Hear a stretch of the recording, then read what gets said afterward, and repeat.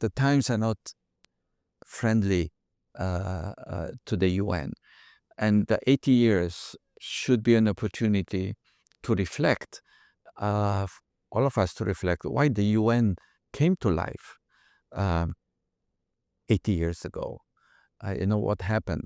That there was, the whole world agreed that we need the UN, that we need a place where countries come together, where we try to solve problems and not try to solve them by aggression, by threats, by annexations, or by power, which we have been seeing recently. So that is the rules are ruling, not the might. You know, that not the might is right, but that it's argument of the rules, not argument of power, of might.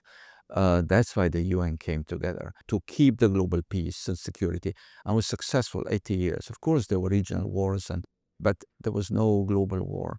And so far, I think UN was successful. We have to remind ourselves now at 80 years, why was this created and what's the use of the UN? And maybe then we will all see that we all need to keep the UN.